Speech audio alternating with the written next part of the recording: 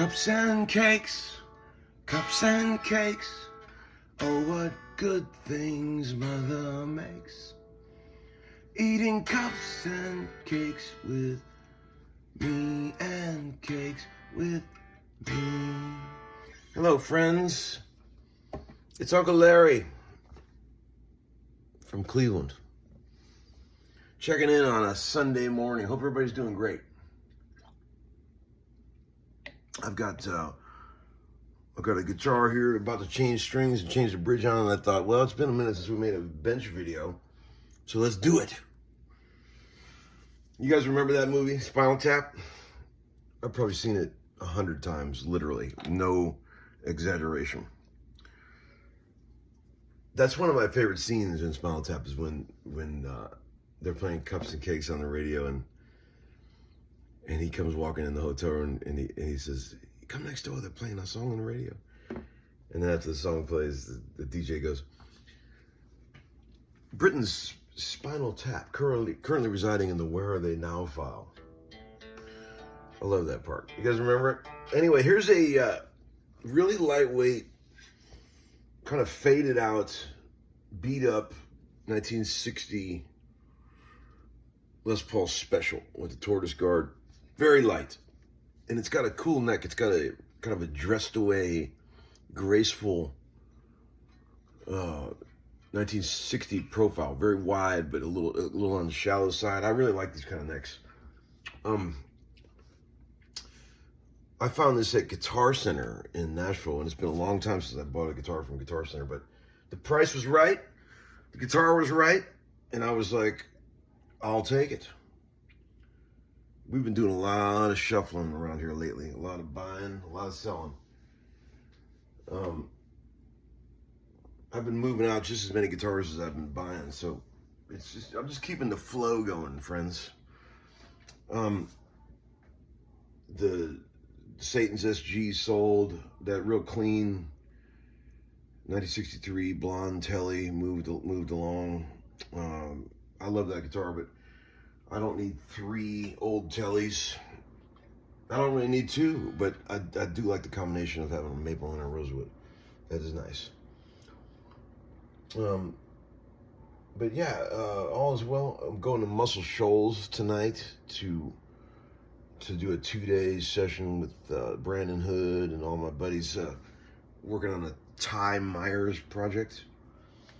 And no complaints, friends. No complaints at all. Let's get started on this change here. I found this bridge. I don't know what it is. It looks very much like a Music City stud finder, but it says this on the bottom. So I don't know what it is. I don't know if it's going to work on this guitar, but I thought it was worth a shot because it was just laying in a parts drawer, and I don't have one of the stud finders that I would like to put on here. So let's just see if it works. It may not work. We'll see.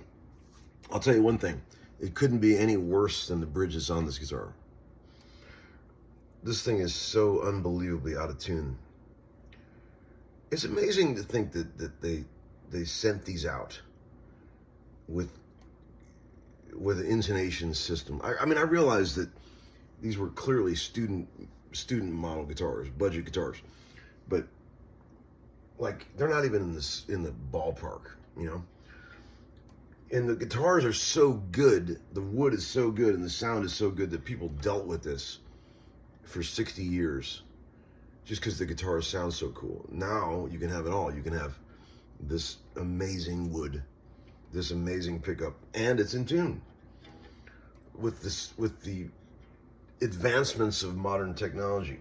It's incredible.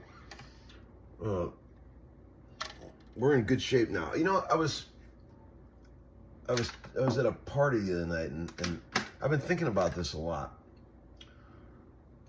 And here's a question I want you to ask yourself really honestly. Okay? Like, be real honest, you know. I have always been one to sort of, I'd say, glorify the past I'm very nostalgic. I'll sit and watch videos all day long of stuff from the 40s, 50s, 60s. I've always felt like a man born in the wrong time. All my favorite stuff is all from years before I was born. I've always felt that way. I felt like that when I was a kid. I remember going to flea markets when I was 10 years old, and all I wanted to do was look at the antiques. I never felt like I was part of today's world, right? But I will admit, one thing we have done right in the modern times is make things easy. Yes, we've fucked up a lot of shit as the advancements have come along, but there has never been a time in human history when things are easier than they are now. That's been the goal all along, it seems. Make things as easy as possible. And boy, we've done well in that regard. Humans have. So, knowing all that and appreciating all that, the ease of living today, if someone said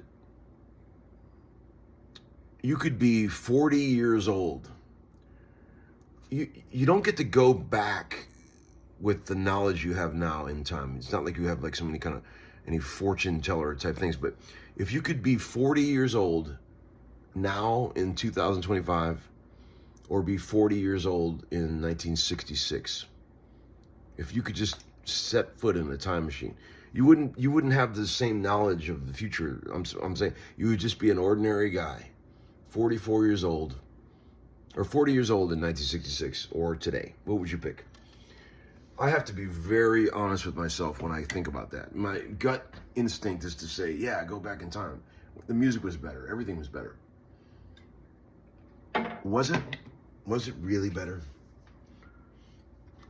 You know, do we like to just think it was better? Yes, it was better, for sure, in a lot of ways. There's no question about it. But if we really could go back and give up these cell phones and give up the Bosch dishwasher that I love so much, that makes no noise, you can barely tell it's on, would I give up all these modern conveniences? Would I give up the Hellcat, which I fucking love more than anything, except my kids? The Hellcat, it's the kids and then the Hellcat.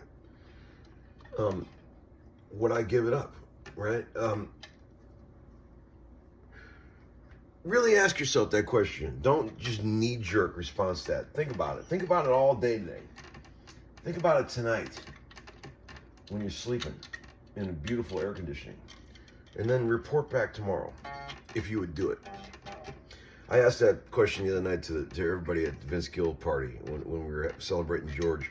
It started an amazing conversation. And everybody was really getting into it, talking about it. It was fascinating. It was about split down the middle, about who would go back and who wouldn't. Pretty fascinating shit. What is the over and under on whether this is the right bridge or not? Probably not, but I'm gonna try it anyway. Fuck it. It's just I'll take it to Glazers and put a stud finder on it if it doesn't work. We'll see what happens. Just to change the strings is all it is. By the way, I'm completely out of strings. Anybody who might be watching from Diodario, this is the only set of strings I have left. I usually use the New York XLs, but I've used them all up. If you're out there, Diodario people, can you please throw me a little box in the mail? I'll pay for it, gladly. I love Diodario strings. They're the best strings. They're the only strings. I think. I've always thought that. Although, I gotta be honest, I do love these Tomastic flat wounds that are on this thing. Man, those are fucking cool strings. I gotta be honest. If you haven't tried those, you should try those for a flat wound thing. The boys from the Cliffs came over last night. The drummer and the guitar player. And we stayed up till 2 in the morning playing guitars, or at least 1 in the morning. goofing around, trying out guitars. It was great. The drummer, Rowan, is totally into guitars, even though he doesn't really play. He's more excited about old guitars than me and Steve were. And I've noticed that with drummers and guitar players, there's a shared love of the culture. I've always been into drums. I love old drums. I've learned a lot about old drums from asking drummers and talking to drummers. I'm fascinated with them, even though I can't play drums for shit. But I love old drums. The other day on a session, I said that. I said, man, for a guy who doesn't play drums, I sure know a lot about old drums because I've been so inquisitive and curious about it. I asked the drummer, give me some trivia. Give me some trivia that a guitar player shouldn't know about drums. And he asked me a few questions. I did pretty well, I gotta say. I didn't get them all right, but I did okay. But yeah, I just love drums. And I think most guitar players love drums. And I think most drummers love guitars. It's a thing. It's pretty cool. So, what else is going on? We had a blast. Steve brought over he just bought a new Murphy Lab 335, and he wanted to compare it to some old shit, and get a real honest opinion. So we played them all night. That thing held up pretty well. I got to be honest. It did pretty well. It's a good guitar. I mean, it was fun to hear the differences and check them out. I probably should have videoed some of that, but we were just having a ball, and I didn't want to ruin it by busting on the camera. But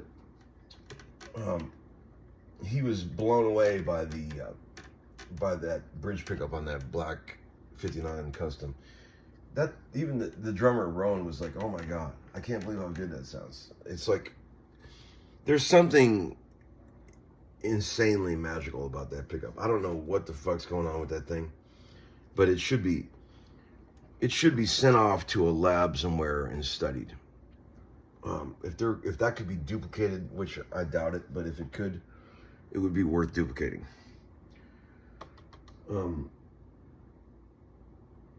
It's pretty weird. It's pretty crazy. I'm looking forward to going to Muscle Shoals tonight. I always enjoy going down there. It's a good place. A lot of magic there. So when you try these, this isn't the Music City, but I don't know what these markings are on the bottom. Maybe it is a Music City that somebody put some weird markings on. I have no idea what this is. But when you get a Music City bridge, you got to make sure that the bridge fits on the studs and doesn't rock.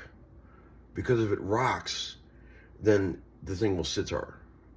If it doesn't land totally flat, the strings will sitar. So if you ever notice a Music City bridge doing the sitar thing, it's because it's not sitting flat and the studs don't match the bridge. I promise you, that's what's going on. That's the only thing that can ever happen with those. And when you get the right bridge studs that match the tailpiece perfectly, it's perfect. So keep that in mind. There should be no rock when you go like this. You shouldn't be able to move it at all. Did you see our old stalker buddy got completely busted? I'm having so much fun. Oh my God, he been bragging about sending me money, sending me $1,000, and I totally busted him. It's been so much fun. He can't come up with a receipt. He made a video coming up with an excuse about, he said he deleted his Venmo app. Oh my God, it's amazing. We were having so much fun over there. Poor kid. He got cornered, and he can't find a way to weasel out of it like he always does. It's great. God, this is so funny, man. What a numbnuts. Now, I think this is a good guitar. This thing, I noticed right away, even though it's just a beater old thing, it's got some magic to it. I already noticed it. Even with this shitty original bridge, I could tell. It's got the juice.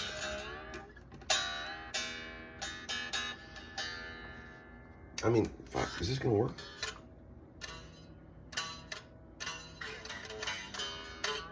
It might. It'll be a nice surprise if it does. Did you steal my money? Did you steal my money?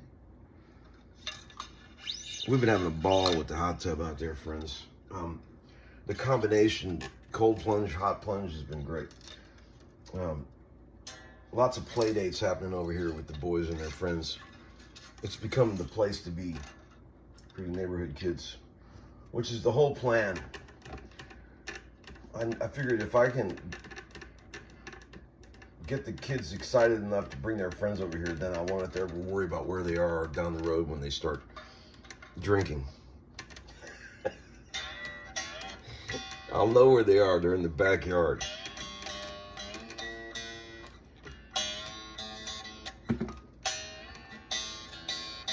Hell, I knew what I did when I was a kid. I wasn't really a trouble kid, though. I had all the fucking rope in the world to hang myself when I was a kid, and I never did. If there was ever a man who had the opportunity to go off the rails, it was me. There was no one watching me. I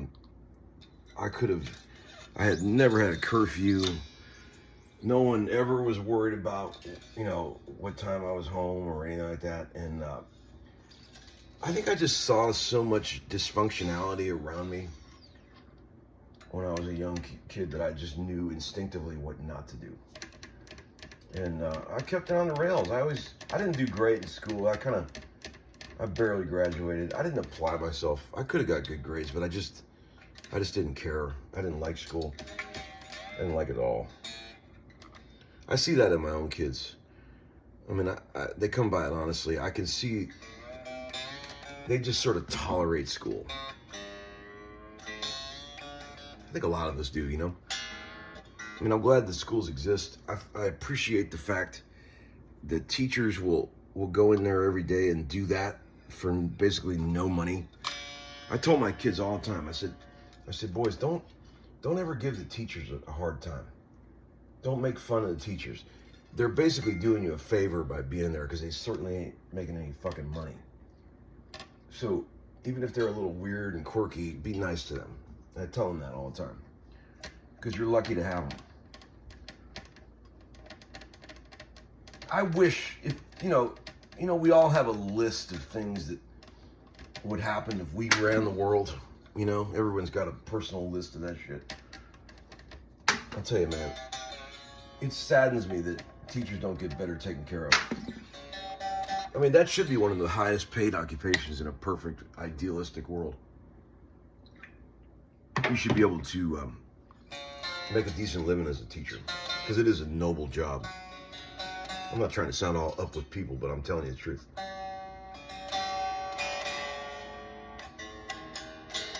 You hear that?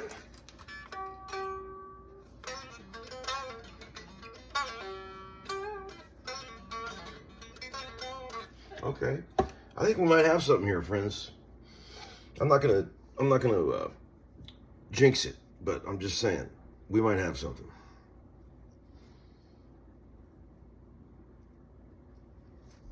Two more strings to go, and then we'll give it the old intonation test.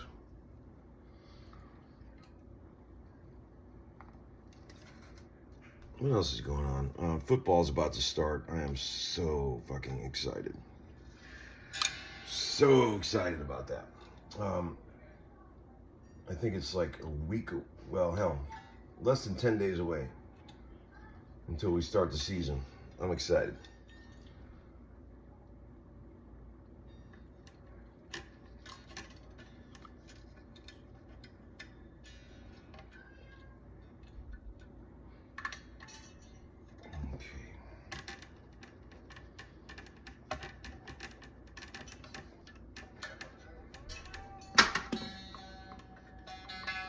They're having a play date today. Leo invited one of his friends over. Get in the pool. That'll be fun. That's the usual weekend routine. Is we have play dates, cook burgers, and then I just clean all day. That's what I do. Pick up all the wet clothes that are laying around that got used in the pool and never worn again. That's what Marshall will do. He'll get in the pool 3 different times in the course of one day, and he'll have a new outfit each time. Does that sound familiar to any of you guys out there that have kids that have pools? Does that sound familiar? They don't reuse the clothes they were wearing, you know. They don't understand that concept.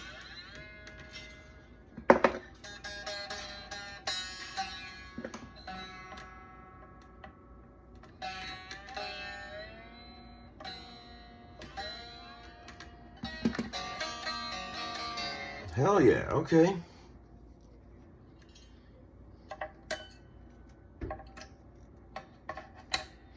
Cut off the excess.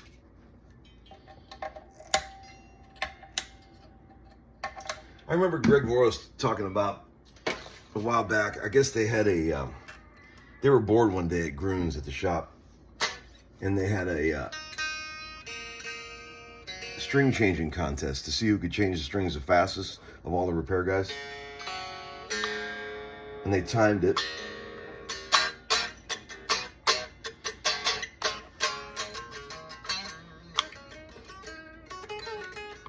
And Greg clearly won. He said he beat everybody by like over a minute. He's pretty quick with that shit. I'm gonna raise his action just a little bit here. Come on now. Get up there. You gotta make sure that screwdriver never slips when you're doing this. Scratch the guitar. That would not be good.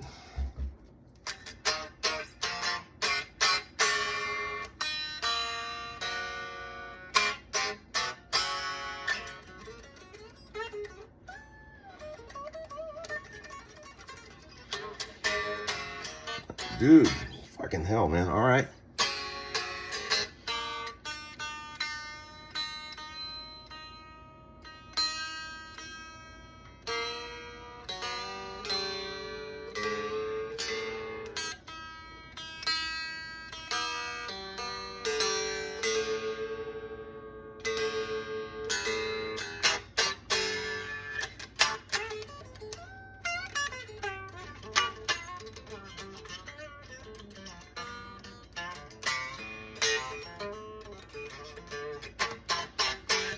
Let's see what the neck's looking like. I just gotta tighten that rod just a tinch.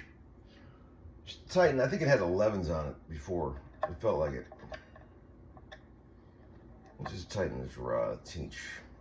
Just a little tinch. You know, it's amazing when you're working on a guitar. One of the first rules of guitar repair that a lot of people fuck up: never start filing nut slots until you've got the neck adjusted right where you want it.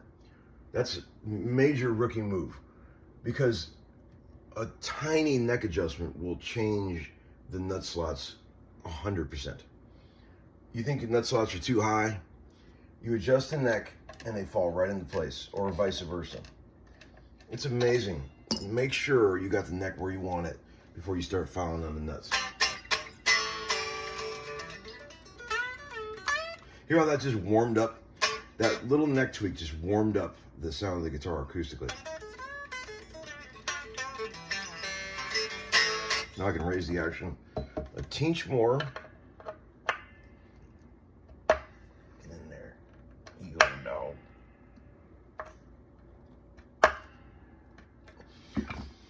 That thing's all wallowed out. Let's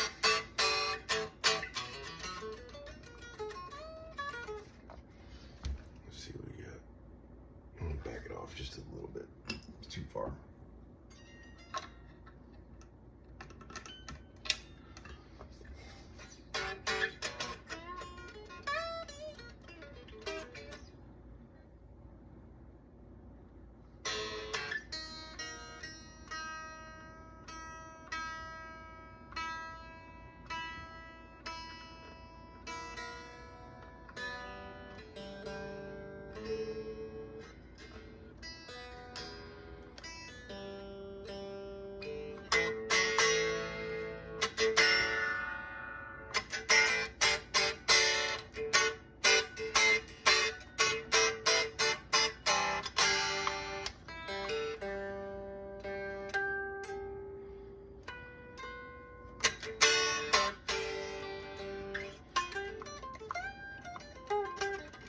And take the treble side down a little bit.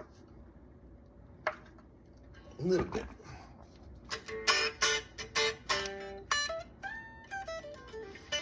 A little more.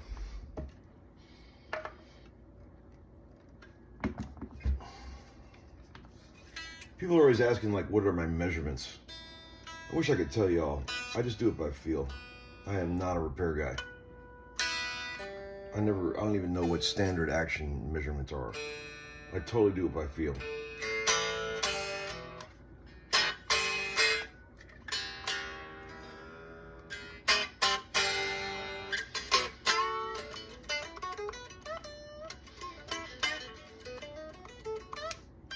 I can still go down. Treble side can still come down. I get it as low as I can without it freaking out.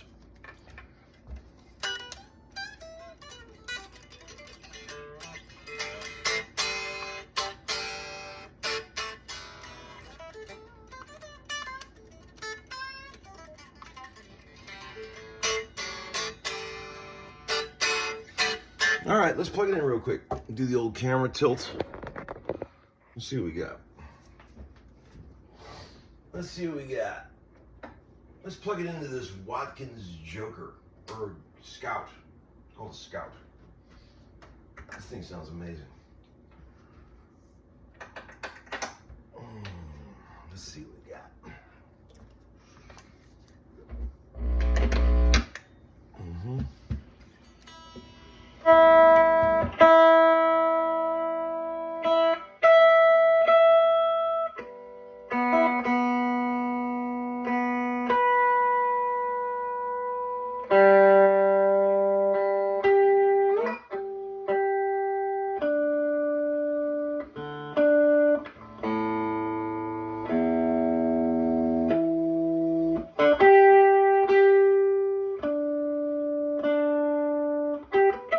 Treble side of the stud finder has to come back a little bit.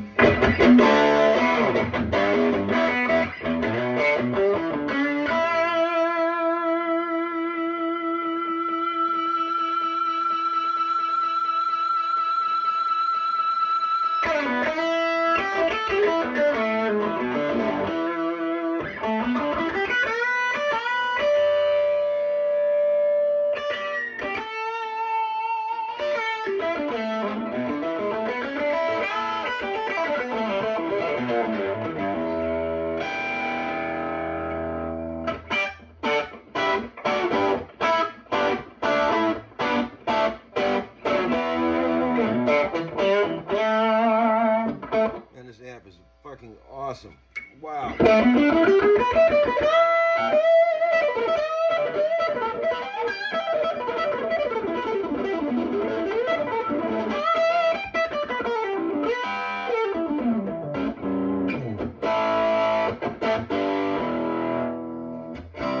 And it totally does the acoustic guitar thing when you turn it down.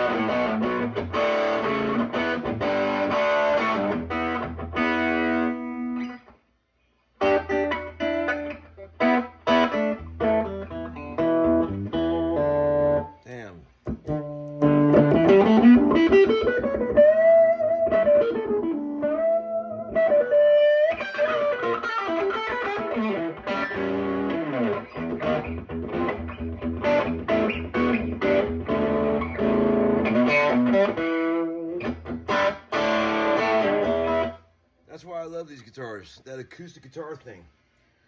This is a winner, friends. Absolute winner. All right. I'll check back later on down the road. I'll talk to you soon. Uncle Larry, over and out.